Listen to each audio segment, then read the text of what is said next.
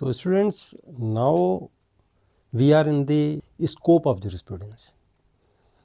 Scope means application. Application of anything is called its scope. In jurisprudence, which is knowledge of law, what is the scope? That means which field this jurisprudence is applicable. Now, first thing, before starting this scope of jurisprudence, I would like to first discuss certain aspects which are given by Mr. Salmon. Salmon was a jurist and he was from New Zealand and he was a judge in New Zealand. So, in the year 1900, Salmon observed that in jurisprudence we are not concerned to derive rules from authority and apply them to problem. He is very categorically defining that jurisprudence is not something that we approach certain government and tell them that you make certain rules, and then from those rules is application we will seek from the government. But we are concerned rather to reflect. They are concerned for three things: on the nature of legal rules, and on the underlying meaning of legal concepts, and on the essential features of the legal system. यानी कि बच्चों, jurisprudence को actual तरीके जो define किया है salmon ने, इन्होंने कहा कि जुरिस्प्रूडेंस ऐसा नहीं है कि हम गवर्नमेंट को अप्रोच करते हैं कि आप कुछ रूल्स बनाइए और उन रूल्स को अप्लाई करेंगे हम. Not concerned to derive rules from authority and apply them to the problem. कि बहुत ज़्यादा रेप के मामले आ गए हैं, इसे थोड़ा सीरियस इसका लॉ बनाइए ताकि रेपिस्ट जो है डरे रेप करने से. ये काम नहीं है जुरिस्प्रूडेंट का, एक जूरिस्ट का, बल्कि उसका काम क्या है. तीन कंसेप्ट्स में उसने बताया है कि वो तीन चीज़ों के ऊपर ध्यान देते हैं. पहला, nature of legal rule. They study what is the nature of legal rule. They study on the underlying meaning of legal concept. What is the underlying meaning of legal concept, which I have already studied. What is legal concept? And essential features of legal system. That in any country, what are the essential features of a legal system? Rather, we should say that there is a difference between law and jurisprudence. Law is something which is made by Parliament, say in our country, in many other countries, and that particular law is made by political parties, whosoever is elected by the public through voting, and that particular party make rule. So that rule or that is a law, and jurisprudence something else. यहाँ पर jurisprudence में jurist government से approach नहीं करता है, वो तीन तरह की चीज़ों को स्टडी करता है. जो तीनों कंसेप्ट बताए जा चुके हैं कि रूल का नेचर क्या है, और जो कंसेप्ट है लीगल कंसेप्ट, उसके अंदर लीगल कंसेप्ट में अंडरलाइंग मीनिंग क्या है उसका, और तीसरा है लीगल सिस्टम, उसके एसेंशियल फीचर्स क्या हैं. तो जब जुरिस्प्रूडेंस को एक तरह से सैलमन ने इस तरह डिफाइन कर दिया कि जुरिस्प्रूडेंस के स्कोप में क्या आता है, हम नेचर को स्टडी करते हैं रूल्स के, हम जो अंडरलाइंग प्रिंसिपल हैं लीगल कंसेप्ट्स को उनको स्टडी करते हैं, और जो लीगल सिस्टम उनके इंपॉर्टेंट फीचर्स क्या हैं उनको स्टडी करते हैं. तो इसका मतलब लॉ में हम क्या देखते हैं, we look for the rule relevant to the given situation. That mean एक हैपनिंग हुई, उससे पर्टेनिंग क्या रूल है, कि अदर वायलेशन हुआ है नहीं हुआ है, स्पीड 100 किलोमीटर पर आवर्स की है, आप 120 किलोमीटर पर जा रहे हैं, वायलेशन हो गया है. दैट मीन उस पर्टिकुलर सिचुएशन में रूल को स्टडी किया गया और उसके हिसाब से पेनल्टी लगा दी गई. जबकि जुरिस्प्रूडेंस में क्या कहते हैं, what is for a rule to be a legal rule. एक रूल को लीगल रूल बनाने के लिए क्या रिक्वायरमेंट है कि वो लीगल रूल बने. And what distinguishes law from morality, etiquette and other related phenomenon. Law को एटिकेट से, मोरालिटी से किस तरह से अलग रखा जा सकता है, क्या डिफरेंस है इनके बीच में. एक रूल को लीगल रूल कैसे कहा जा सकता है. मैंने अपने ऑफिस में रखा है कि 10 बजे सबको आना है, क्या वो लीगल रूल है? नो, वो मेरे ऑफिस का रूल है, वो लीगल रूल नहीं है. तो एक रूल को लीगल रूल बनने में क्या उसमें इसेंशियल फीचर होना चाहिए। और मोरालिटी का लॉ में बहुत महत्व है। लॉ में रादर बेस ही लॉ का मोरालिटी है, लेकिन मोरालिटी हर एक लॉ में नहीं लाया जा सकता।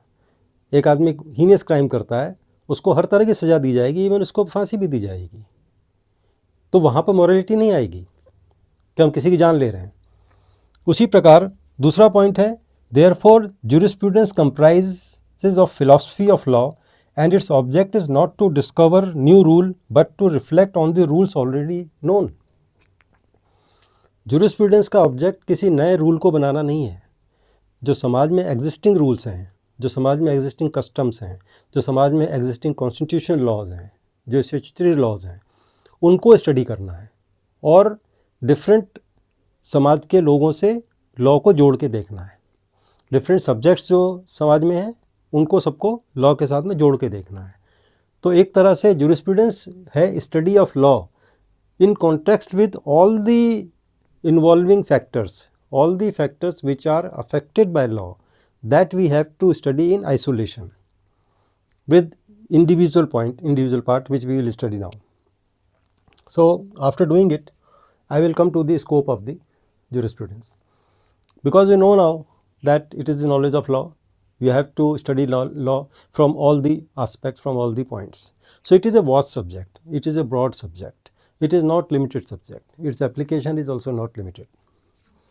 So no limited scope being growing subject, therefore its scope is vast and broad. It includes study of origin, development, purpose of law. That is, what is the origin of law, what is the purpose of law, and what is its development, that means how it evolved in a particular country or in a particular region, wherever a jurist is studying that aspect. Plus, how law operates in practice. How law operates in practice. That means there are 4 components. That means the application of jurisprudence is pertaining to these 4 areas. What is the origin? What is the development? How it is developed? And the purpose of law in a particular country, and how it operates. That means operational part is also part of the jurisprudence. Now the study of its relationship, then another is relationship with other social sciences like ethics, sociology and politics. It is also a study of its relationship with other social sciences. Now come to jurisprudence correlates to, it correlates to which of the subjects? Economics, politics, sociology, ethics or morality, then society, then legal reasoning or logic, then fundamental legal concept or legal concept. That means jurisprudence is related to these 1, 2, 3, 4, 5, 6, 7, and there are certain miscellaneous areas to which this jurisprudence is related to. We start with economics. What is economic? Science of wealth is economic. Science of wealth means how wealth can be generated and how wealth can be spent, how wealth is useful, and whatever concept we need to study about wealth is pertaining to economics. People commit many illegal activities. आप सभी जानते हैं कि wealth कमाने के लिए लोग गलत काम भी करते हैं, और लॉ का काम क्या है? लॉ उसको कंट्रोल करता है, जो इलीगल एक्टिविटी होती है, और जो क्रिमिनल है उसको पनिश करता है। अब देखिए, वेल्थ जो है उसकी स्टडी इकोनॉमिक्स में होती है। लोग वेल्थ कमाने के लिए गलत काम कर लेते हैं, उसके लिए लॉ है इसको रोकने के लिए और उनको पनिश करने के लिए। तो जो सेम लॉ जो है उसी लॉ को ज्यूरिस्प्रूडेंस स्टडी करता है। आपको पता है ना, एग्जिस्टिंग लॉ जो हैं उनको ज्यूरिस्प्रूडेंस स्टडी करता है। अब ये जो पर्टिकुलर एस्पेक्ट हुआ जब उस लॉ को स्टडी कर रहा है, तो इसका मतलब ज्यूरिस्प्रूडेंस इकोनॉमिक्स से रिलेटेड हो गया। उसी प्रकार पॉलिटिक्स में पॉलिटिकल पार्टीज़ लॉ बनाती हैं और उन पॉलिटिकल पार्टीज़ को इलेक्ट किया जाता है पीपल, जिसे लेजिस्लेचर्स भी कहते हैं। अब जो ज्यूरिस्प्रूडेंस है वो स्टडी करता है लॉ को जो पॉलिटिकल पार्टीज बनाती हैं, इसलिए जुरिस्प्रूडेंस पॉलिटिक्स से भी रिलेटेड है। Then sociology, sociology is science of society, whosoever living in society, that study of that aspect is called sociology. It studies about the development of society, and law is the requirement of society, as purpose of law is to maintain justice in society. Society में justice रखने के लिए law बनता है। Society की study को law sociology कहते हैं, और जो लॉ बना है वो उसके सोसाइटी के बेटरमेंट के लिए बना है, उसके पीस के लिए बना है, उसको जस्टिस दिलाने के लिए बना है। इसलिए जेपी जो हमारा ज्यूरिस्प्रूडेंस है वो इसको स्टडी करता है, इसलिए वो स्टडी करने के कारण से is also relates to sociology, it also relates to sociology. Now last one is, next one is ethics. Ethic और morality is the base of law. Many laws has been enacted considering morality, but it is not all the laws. Ethics is the base of any law. In any country, ethics is the first thing which you consider while making law. And some of the laws are enacted on the basis of ethics only. But all laws do not have ethics. That should not be considered as all laws will have ethics. No, it is not the case. But because the jurisprudence is the study of law, so it also studies those laws which are based upon morality. That is why it is connected to morality also. Next is society. Jurisprudence investigates how law reflects and shapes society. So jurisprudence also investigates this aspect, so it relates to society also. Now legal reasoning, it is very important. What is legal reasoning? When a judgment is imparted, a judgment is based upon certain reasons, certain grounds, and those grounds should be legal. That means one cannot give a judgment on the basis of his own sweet will or his own discretion, that I think that he is correct, he is not correct. One has to give reasons. Even during the trial period and during the argument course, advocate has also to give reasons that why he thinks that his client is correct. And while imparting judgment, judges also adopt the same path. So that is derived from jurisprudence, that legal reasoning or logic, because the jurisprudence is the study, involves examining the method of legal reasoning, structure or institution of legal system, how to interpret and apply laws to address new problems, provides guidance to lawyers, judges and policy makers in making legal decisions that are just and equitable. That means it is jurisprudence which brings out all the concepts, all the legal principles, legal concepts, on the basis of which legal principles are derived, and on basis of those legal principles judgments are imparted. That means logical reasoning, legal reasoning or logical reasoning, both are derived from jurisprudence. In order to strengthen one's case, an advocate also adopts the same path and a judge also adopts the same path while imparting a judgment. Here structure, institution of legal system are also studied, legal reasoning methods are also examined, and how to interpret a law and how it is to be applied in a particular situation, that is also derived from it, and it is a guidance to the lawyers को, judges को और जो policy makers हैं उनको एक transparent और equitable और justifiable law बनाने के लिए या एक जजमेंट देने के लिए बहुत ज़रूरी होता है कि वो लीगल प्रिंसिपल्स की नॉलेज लें, उनकी हेल्प लें.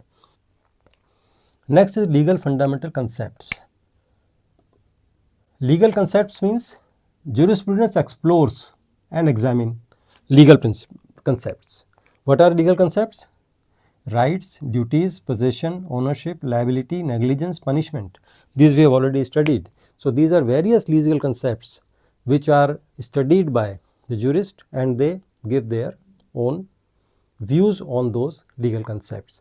And later on the policy maker adopts those legal views, and then they make law, and on the basis of those views laws are made, and then the courts or the judges then interpret those laws using basic legal concepts and legal principles. So that is again an application, rather one should say that it is the basic application of jurisprudence on the practical aspect of legal system. Then it helps in understanding legal system of various countries and culture, social and economic factors that shape them. Various countries has different legal systems. If a jurist want to study a legal system in Africa, then he has to taken care of the general perception of society, general customs of society, and long drawn requirement of society, on the basis of which that legal system is developed. Legal system of two countries cannot be same. There might be some similarities, but in its core, a very basic necessity of that society would be reflected in the legal system of that country. So that is also an aspect which one can go study through jurisprudence. Next is the other areas, because in jurisprudence we also study sources of law. Sources of law which we already discussed, it can be customary sources, it can be statutory laws, it can be constitutional law, or it can be other laws. So there are sources of law which we study. Then study human behavior in society, because human behavior in society is again very important aspect which is covered under jurisprudence. Then law, culture and society, these three things also comes under jurisprudence. Then studying various law systems and traditions and how they evolved over time. In other countries, various countries, one can study these aspects, and other how various fields intersect with law and how they influence the development and application of legal principles. That means various fields, whether it is economic, whether it is philosophy, or it is sociology, or it is history, these all fields are related to jurisprudence and how they are intersect with law and how they influence the development and application of legal principles.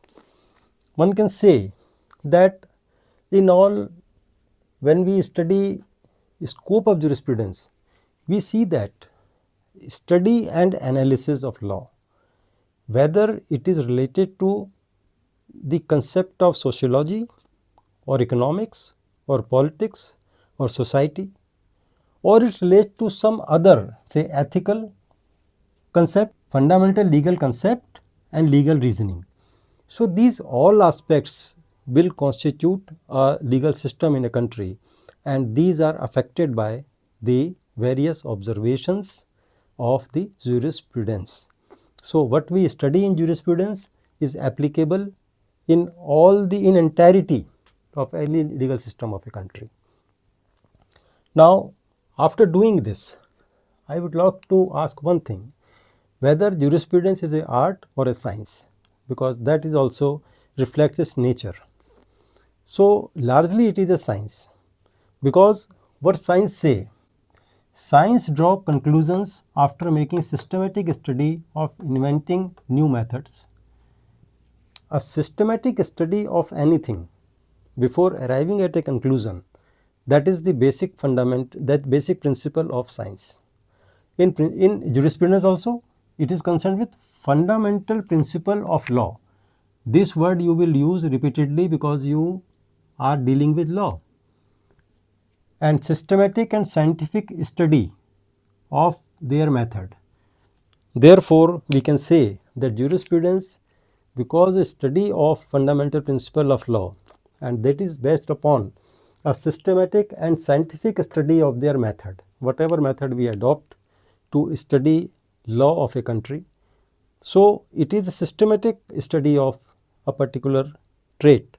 Therefore, we can say that jurisprudence is a science. It is more like a science than an art. So with this, I suppose that the introduction part is almost complete. Here I would like to suggest 2 or 3 points. जब आप jurisprudence को पढ़ते हैं, अभी तक जो आपने पढ़ा है, अगर आप ध्यान से आँख बंद करके उसको सोचें, तो jurisprudence की डेफिनेशन देने के बाद में, जैसे कि हमने juris और prudentia को जोड़ा था, फिर डिफरेंट jurist ने उसकी डेफिनेशन दी थी, चाहे किसी ने आर्ट कहा है, किसी ने साइंस कहा है, किसी ने आई ऑफ लॉ कहा है। इस कंसेप्ट को समझने के बाद में हमने कहा कि ये नॉलेज ऑफ लॉ है। नॉलेज ऑफ लॉ, तो लॉ में और जुरिस्प्रूडेंस में जो डिफरेंस है यहाँ बताया कि ये ऐसा नहीं है कि किसी गवर्नमेंट के पास जाके जूरिस्ट कहते हैं कि आप इसको लॉ बना दीजिए। जैसे अन्ना हजारे एक्टिविस्ट थे, उन्होंने लॉ बनाने के लिए गुहार लगाई, उन्होंने इस तरह के एजिटेशंस भी किए कि ऐसे लॉ बनने चाहिए, करप्शन जो है उसको रोका जाए, लोकपाल बिल्कुल लाया जाए, लोकपाल की नियुक्ति हो हर एक स्टेट में, हर एक ज़िले में। तो इस तरह के कंसेप्ट को वो एक्टिविस्ट थे। तो ज्यूरिस्ट का काम जो है वो करना नहीं है। ज्यूरिस्ट का काम क्या है, जो एग्जिस्टिंग लॉ है उस लॉ को स्टडी करना है। किन पर्सपेक्टिव से करना है कि उस लॉ के अंदर रूल्स क्या हैं, उनका नेचर क्या है, वहाँ पर जो उसका सिस्टम है, लीगल सिस्टम, वो कैसे काम कर रहा है, जो लीगल कंसेप्ट्स हैं उनको किस तरह से डिफ़ाइन किया गया है, और इन सब डेफिनेशंस को लेके वो अपने व्यूज़ देता है। तो ज्यूरिस्ट का जो काम है वो इस लॉ को स्टडी करना, ना कि लॉ के किसी पर्टिकुलर पॉइंट को डिस्कस करना कि यहाँ पर इसकी सज़ा कम होनी चाहिए, ज़्यादा होनी चाहिए, या फिर ये इस पर्टिकुलर पर्पज़ के लिए एक नया लॉ इनेक्ट करना चाहिए, इस तरह का नहीं है। और सेलमेंट के टाइम पे ऑलमोस्ट इंग्लिश लॉ वगैरह सब फंक्शन में थे, इंडिया में भी थे और ऑल ओवर वर्ल्ड थे। इसलिए उनका ये मानना और इस बात को कहना, इस वाली डेफिनेशन को अच्छी तरह समझते हुए, लॉ का एक्चुअल में काम क्या है उस चीज़ को समझते हुए हम इसके नेक्स्ट पार्ट पर जाएंगे। और नेक्स्ट पार्ट में जिसमें कि इम्पोर्टेंस इसका रह जाता है कि इम्पोर्टेंस ऑफ ज्यूरिस्प्रूडेंस क्या है।